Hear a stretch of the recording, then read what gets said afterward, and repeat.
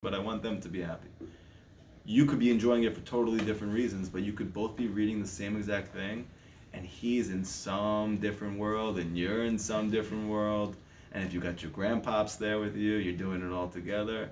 Like, that's an amazing thing. That itself is worth a lot of investigation. You should wonder why someone can make a story like that. So he has a story called The Rabbi's Son. The story is about a boy, and every day he's learning, and he's praying. He's a good Jew. The problem is, he doesn't enjoy any of it. When he learns, it's just dry. When he prays, it's weak. Man, like, every day I'm doing this. I'm trying to go to shul. I'm trying to learn. I'm doing the best I can. On paper, if a Rosh Hashiva sees me, he goes, man, you're the best. You're doing great. But, you're not enjoying these parts of your life. And you feel like I should be enjoying these parts of my life, maybe more than any other part of my life, and I just don't. This is mama's just dry. It's like cardboard. So what happens? This person starts speaking to his friends like we usually do, and opens up, because they all think he's a tzaddik, and he really doesn't like his life. So he tells his friends, he's like, listen, I'm struggling. I don't enjoy learning. I don't enjoy praying. His friend said to them, but there's a huge tzaddik. You should go to the tzaddik, and he will help you to enjoy your learning, to enjoy your praying. Because I know other people who also struggled with that stuff. They went to this tzaddik, and all of a sudden they went on fire. So now normally he doesn't want to go to a person like that, because why do I need another person to help me? I don't want another person to help me. I can do this myself. But you know what happens when I get desperate and I'm not happy, so now I'm willing to humble myself, to be open to speaking to someone who might know more than me.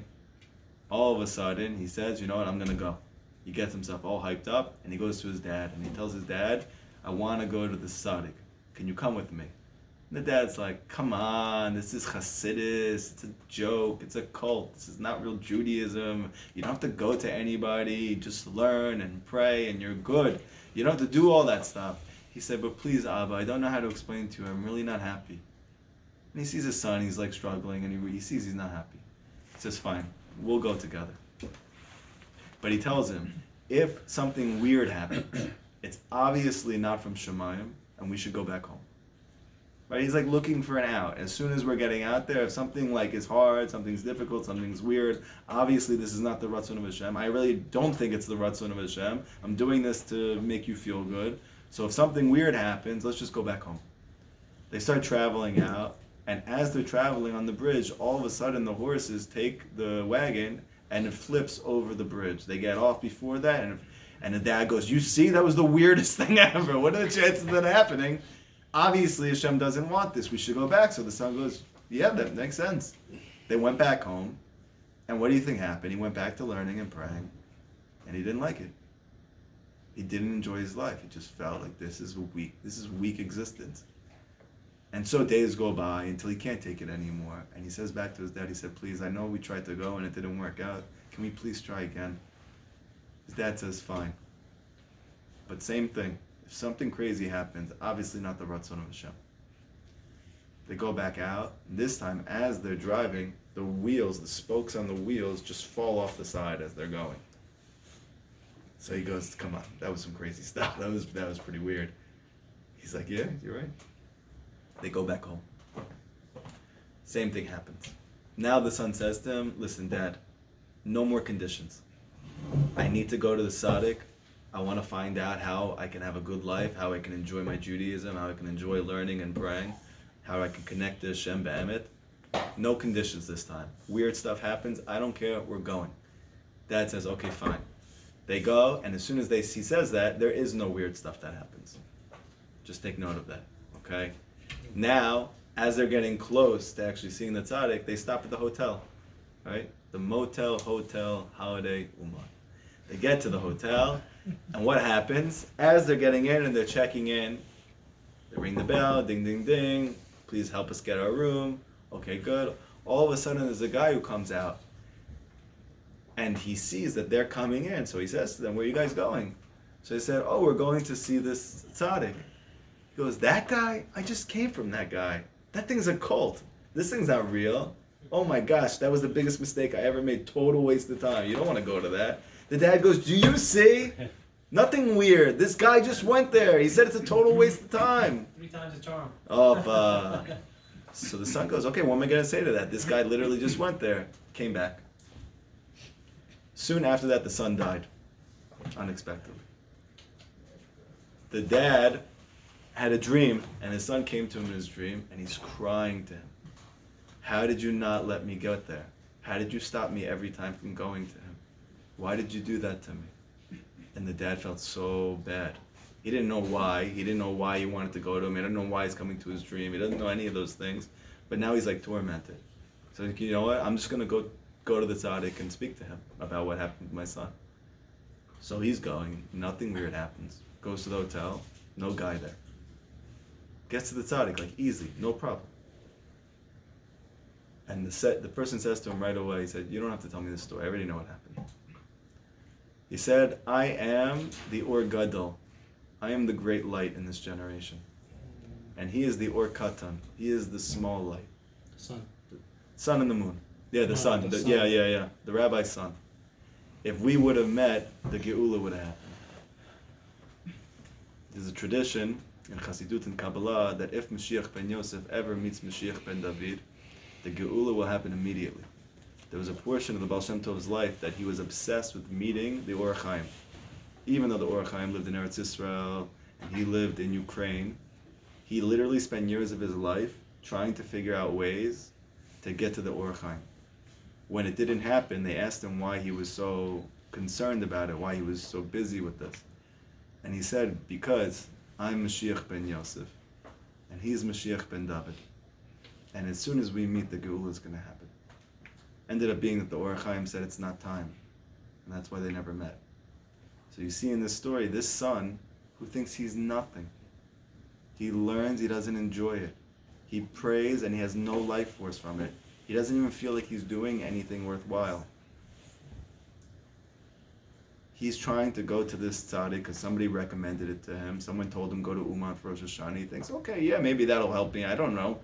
Learn Likutei Moharan. Okay, great. Yeah, sounds good.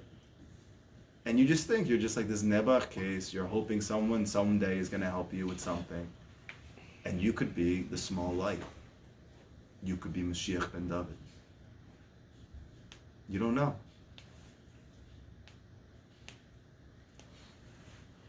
So we need Mordechai.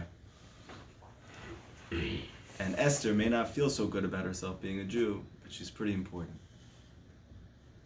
Now I just want to bring out to you something very, very crucial. And that is the fact that the Torah is not a history book. It's a guide to your soul. Everything in the Torah is applying to you at every moment because the Torah is above time and space. That means there was always a Mordechai in the world. There's always an Esther. There's always a Moshe Rabbeinu that passed away, but he's still influencing everything that's going on. There's always an Achashverosh, and there's always a Haman. So who is Mordechai inside of you? He's your Nakuda Tzaddik. Every single Jew has a Nakuda, a point of Tzaddik inside of you. He is your conscious. He's the one who's telling you every day, listen, you could do better. You could do more. You can connect at a higher level. You could take this to a new level. There's a part of you that won't give up on your Judaism. That's Mordechai. And then you have your conscious, normal self. That's Esther. The part of you that's kind of ashamed to be Jewish, doesn't really want to show anybody, doesn't really feel so good about himself, is just trying to fit in wherever you go. Right? And then all of a sudden, you have some negative figure like Achashverosh or Haman. Something happens in your life, and you're struggling. You can't find your zivug. You have no peace with your spouse. You have financial issues. You have health issues, physical health issues, mental health issues, drugs, substance abuse, girls, something happens. Something that terrorizes you. And now all of a sudden, in a paradoxical way, this is the exact thing that you need to reveal who you are. That Hester becomes Gilui. There's Megillat Esther, right? Achashverosh, the Midrash says that there were a few redeeming points about him. One of the things, even though he was a crazy, deranged individual, one of the Nekuda Tovas that the Midrash says about him is that he wrote down every good thing that a person did for him. He had a Karta Tov. Because of this good point, by the way, the Jewish people were saved. That's how he remembered that Mordechai saved him. Because he never took for granted any good thing that a person did for him. Just on a side note, I'll tell you a story about Rav Walken. Allah Shalom. We all love him. You know, he should be in a really peaceful place in Gan Eden. Amen. I've had the schut to see him a few times in my dreams since he passed away. He looks really happy. Sends his regards. So Rav Walken told a story that I never forgot. Rav Walken said one time there was a Rosh Hashiva, and in the beginning of the day he was with his students, like when you go and you buy Rav Mansour, he's still here, right? And you guys are learning Geshmak, you're having a great time in the morning, then you go off to work, or you go off to, or maybe you're in Kola, whatever. So in the second part of the day, the Rosh Hashiva always left and nobody knew where he went.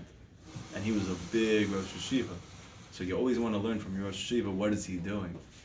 Now usually they stay at the yeshiva the whole day. They don't leave in the middle of the day. So they're always wondering, what is he doing the second half of the day?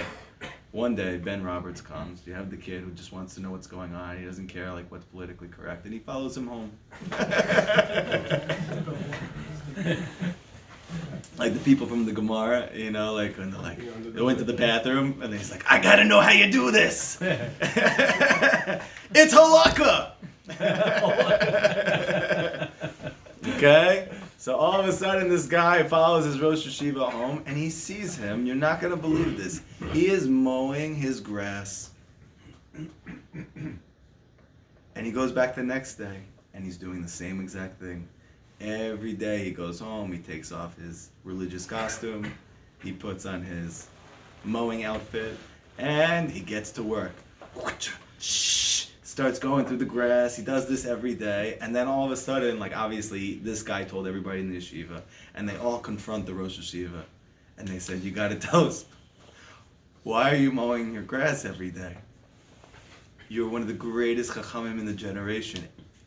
We'll pay for it, you know. And you don't even have to mow your grass every day. You can do it like once a month, even if you like doing it, you know." So you know what he said? He said that when I was a kid, I was in Eastern Europe. And Adolf Hitler tried to kill every single one of us. I was in the camps for 5 years, and I had no food to eat.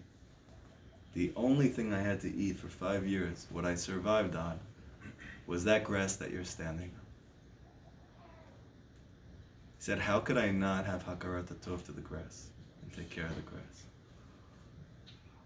Every day of his life, he spent half of his day, instead of teaching, learning, praying, writing, mowing his grass, just to show his appreciation that it kept him alive. Oh my gosh, when I heard this story, I had the chills. It's unbelievable. This was Rav Walken's thing, by the way. I mean, he had many things, but I remember once I came up to him, I said, why do you always teach about Hakarat Tov? You know, like Rav Aris always talking about Amunah, and this guy's always talking about this.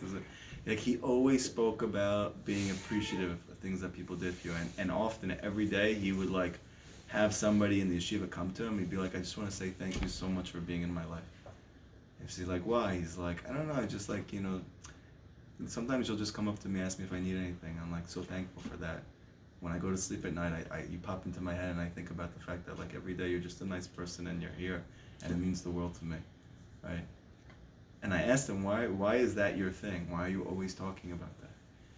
And he said, David, it's like a davar pashut, it's obvious. Like a Jew is someone who's grateful. If you're not grateful, you're not a Jew. So that was a big thing for me, you know? So everyone has an achashverosh in their life. Everyone has this thing that's like partially good, but then partially negative, right? Let's take, for instance, eating. This is like the bane of my existence. Eating kosher food, it's good, right? That's the nekuda tova. But food tastes really good. Could be I end up thinking about all day and night the next place I'm going to eat, the next burger I'm going to eat, the next sub I'm going to have, what I'm going to have for breakfast when I go to sleep at night. As soon as I eat the breakfast, I'm thinking about what I'm going to have for lunch. And I'm just busy thinking about food. Now, at the end of my life, when Hashem shows me my life and I just see holy schnitzel. Grill point. Sushi fusion. Taste of Samarkand.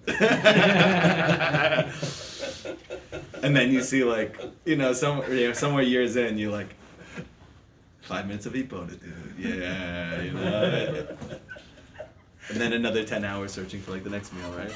So the vulnerability about this type of issue is that food is kosher. Kosher food's good for you. It's a mitzvah to eat kosher food. But you could be busy with it, and then it's not good for you, right? Rabbi Nachman speaks many times about once you start to rise spiritually, you can't get, like, nobody's going to come to you and be like, hey, you want to go to the strip club tonight? Because you're past that, hopefully, In the beginning, it could be like, yeah, maybe, let me speak to my parents about it, But at some point, hopefully, Hashem is rachamim on you, and you wake up that there's something more important for you in your life. So the Yetzer Hara is not going to come to you and tell you, let's do that. What are they going to say? Figure out where your next meal is going to be. Subtle. Very subtle. That's Achashverosh. He's kind of deranged and he's kind of crazy, but he's kind of good and he's kind of subtle. And he helps the Jews at the end, but he killed his wife. He's like a sicko, That's like that. And then you have Haman. And Haman is just pure evil. Straight kill. Yeah. He's just trying to murk you out.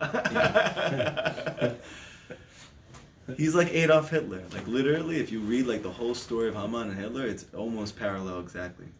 A lot of people don't know this, that Adolf Hitler was actually a failed artist as a kid growing up. Everybody only remembers him in jail, writing Mein Kampf and then going, but he was actually just like a clown who was, had the red, no, I'm just kidding, but he was just making art, and that's what he was doing, and everyone thought it was a joke, that was it. And it said about Haman that he was a barber, and he wasn't a good one. Obviously wasn't Bukharian, you guys could have taught him how to do it, and then he wouldn't have been busy, like, giving us problems, He could have just had a good haircut, and that would have been the end of the day. And because he was a failed barber, and everyone, like, just was, like, mocking him because you're, like, a joke. So that was the beginning of his whole thing. I got to get back at everybody, right? He gave Mordechai a nice fade. Mordechai didn't think it was such a good haircut. He's like, dude, I told you to keep the pace. What are you doing? So that was the beginning. He's like, you freaking Jews, So that was the beginning of everything. Now, Chazal say, where do we see Haman? What's the source for Haman in the Torah? Hamina eitz. From the eitz. The cause of all negativity in the world is Haman. And Haman's mom is just looking to kill you. That's it. And that's all the things that are coming to get you.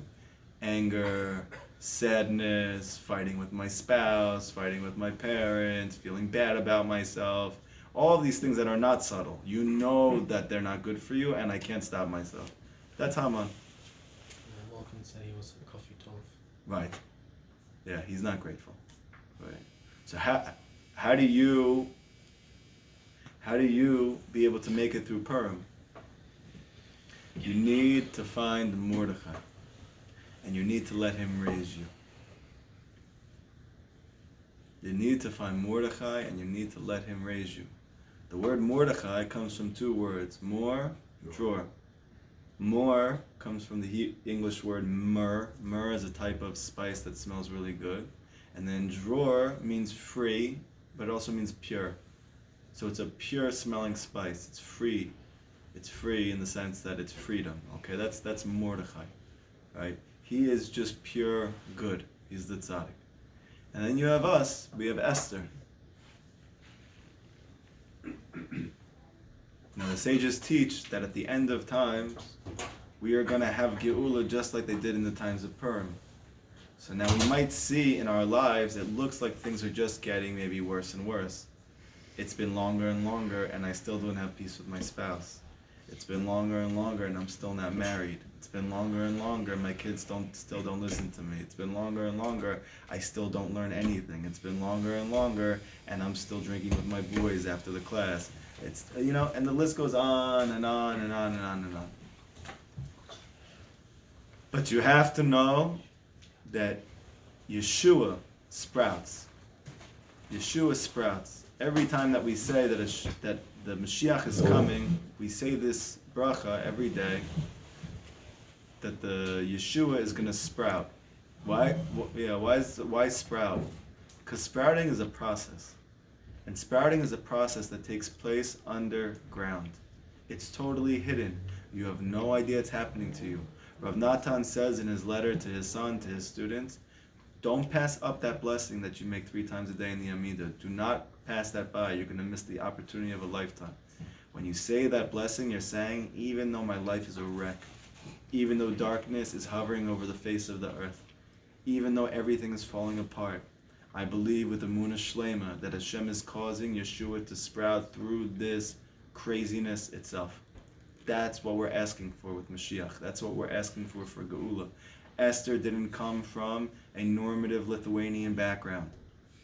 She didn't have parents. She had to be raised by an unusual figure called Mordechai. She needed to go against every fiber of her being and to tell everybody, I'm a Jew and I'm proud. And I'm going to fight for my people. And through this whole entire thing, you get to see Geula. I want to tell you something amazing. Chazal explained that every time that it says King Achashverosh, it's speaking about Achashverosh. But every time it just says Hamelech, the king, it's actually speaking about Hashem. Most people know that, okay? However, comes the Kabbalists and they say something even more. Whether it says Hamelech or it says King Achashverosh, it's always talking about Hashem. But what do you mean? He did so many negative things to us. He did so many crazy things to us. The Zohar says that Hashem is the Ilat Ilot. He's the cause of all causes. However you slice it, however you dice it, however you bring it back, at the end of the day, Ein O Milvado is a real thing. There's nothing else besides Hashem. Why is Hashem doing all of these things to me?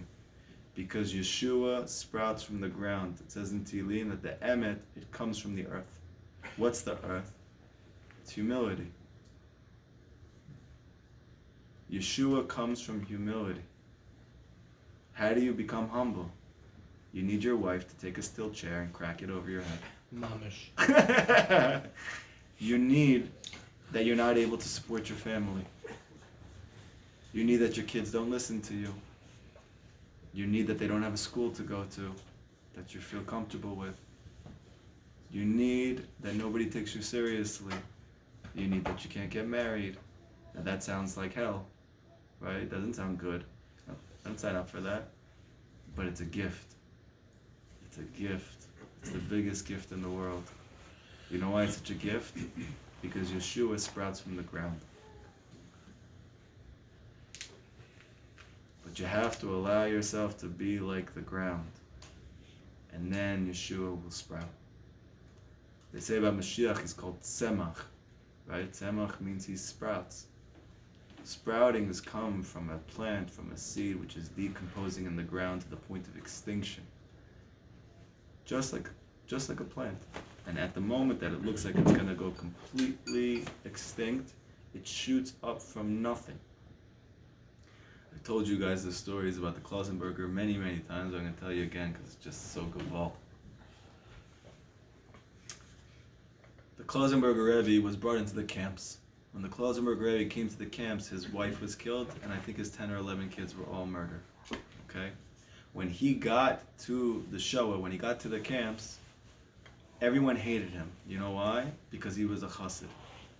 So when they came to him and told him, eat this non-kosher food, and even though halachically you can, because you're in a life or death situation, you shouldn't die so you can eat kosher, he said no. So what do you think happened when he said, no, I'm not going to eat non-kosher food? They beat him and they beat everybody who was in his camp. How about when they came with the razor and they came to shave his beard and his head? He said no. So everybody's like, dude, come on, we know you're religious. You're a tzaddik, okay, great, but they could kill us. He said no. But you know what happens to a person who's proud of who he is and he doesn't give up on what he believes? After a certain period of time, everyone comes to revere you. And that's what happened in this camp. Soon he became literally the Rebbe of the Shoah. Everyone was like bowing down to him. Whatever he says, we do. Even secular people. Ended up happening that they went from one camp to another camp. They called these death marches. When you went on these death marches, why do they call it a death march? Because usually you didn't make it from one camp to the other, because they never gave you food to eat, they never gave you drinks to drink. It was in the freezing winter, your fingers were falling off because it was too cold. They said that their tongues were stuck to their palate because they were so dehydrated. They couldn't move their tongues. And on this death march, out of nowhere, the Germans said, let's take a break, let's rest, which they never did. What do you think you would do if you're in that situation? You haven't slept for days, you haven't eaten anything, you haven't drank anything, the Germans have been whipping you on this march from one camp to another camp. You probably have already lost family members and friends. Like, what are you going to do when they say, okay, you can rest now? Fall on the floor, put your head down, and try to sleep. That's it. There's nothing else to do. What are you going to do? Now, the Klausenberger didn't speak unnecessarily. He barely spoke. All of a sudden, when they all dropped to the ground, the Klausenberger says to them, start digging. And at this point, they all revered him. And they knew that if he said something, it meant something. They didn't know what he wanted from them. They didn't know why, and they were dead tired. But they said, you know what? The Klausenberger said it. We're doing it. They all take their little fingers with no energy, with no strength, and they're just clawing under the ground. Just a little bit. Hour goes by, they're half an inch in the ground because they're just so weak. Another hour, or an inch under, whatever it is. At some point during this whole process that they're resting and the Germans are sleeping and they're all digging even though they have no energy at all, water like a geyser shot out from the ground. And none of them could believe it. It was a miracle. They didn't have water for days. They were going to die from dehydration. And it's not just a little bit. Literally, there was a spring of water that shot up from the ground. Every single one of them in one moment, like they've been eating for days, like they've been sleeping as much as they need to, they all got up and started dancing. Religious, secular, Hasidic, it didn't matter. Every single one of them was dancing. They didn't care if they were going to die. They were just so happy that they saw a miracle, that they all realized God was in their life. It's a real thing. The tzaddik told us to do something. It worked. It was just unbelievable. Like, I want to go out like this. I don't care. The Germans came over. They were so dumbfounded. They didn't even get mad. They didn't know what to do because it's just like, what just happened? They got mad at each other. They never did anything to them. After the camps, the Klausenberger survived. And he rebuilt his whole life in Israel. If you go to Netanya, he built up that whole city, the whole hospital over there. He literally did more things at the second part of his life than most people do in 10 lifetimes. Okay? They asked the Klausenberger afterwards, they interviewed him, and they said, how could you possibly have known that there was a geyser at that point where they stopped? How did you know that there was water in the ground? And he said, what? I said, yeah, how did you know there was water in the ground? He said, I didn't know there was water in the ground. I said, so why did you tell people to dig? He said, because the Gemara says Yeshua comes in one moment. He said, why not now? We need it. Why not now? They gave us a break. Let's go for it. He had such simple faith.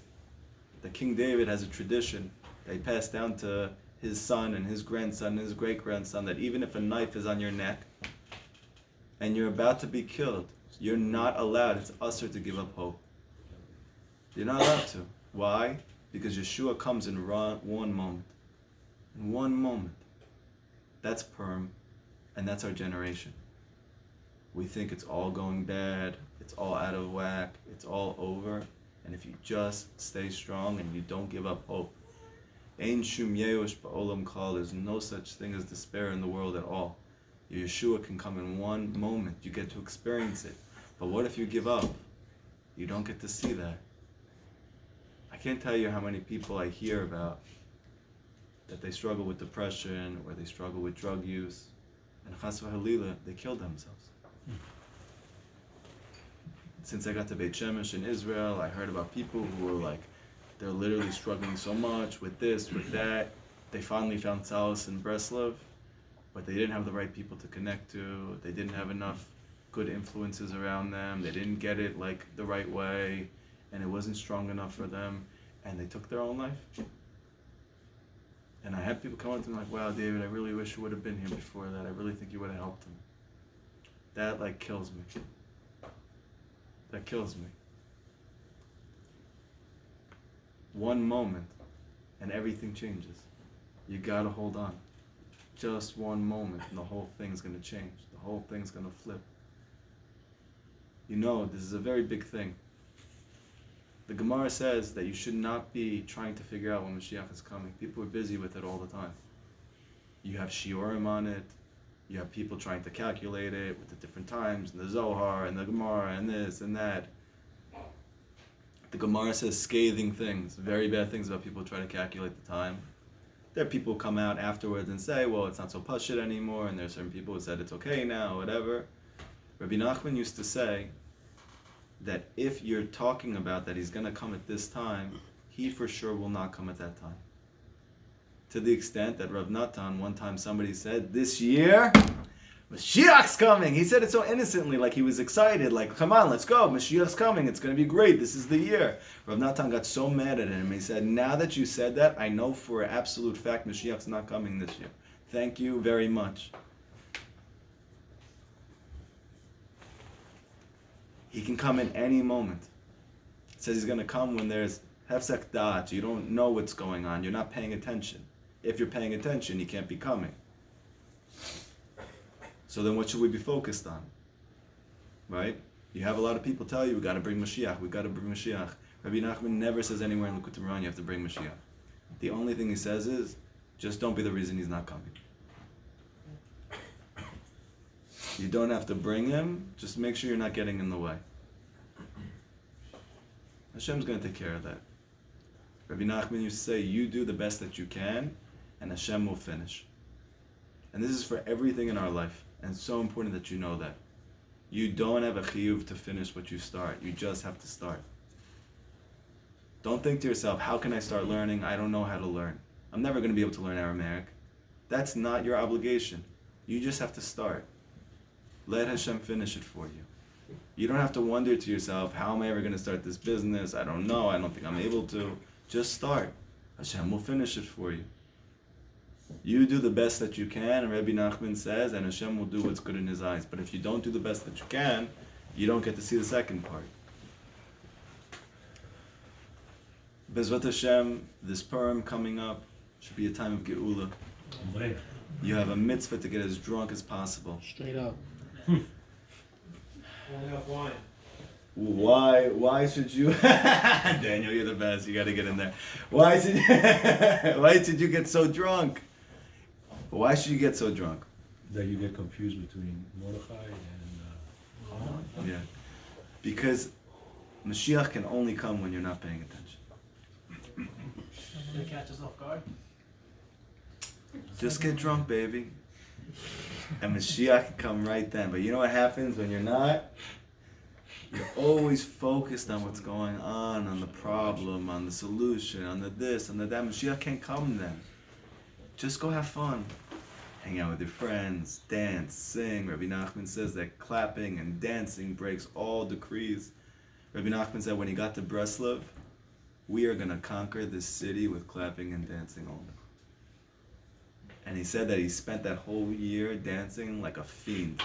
Every time that they saw Rabbeinu, he's like, dang, dang, dang, dang, dang, dang, dang, dang, right? And then what happened?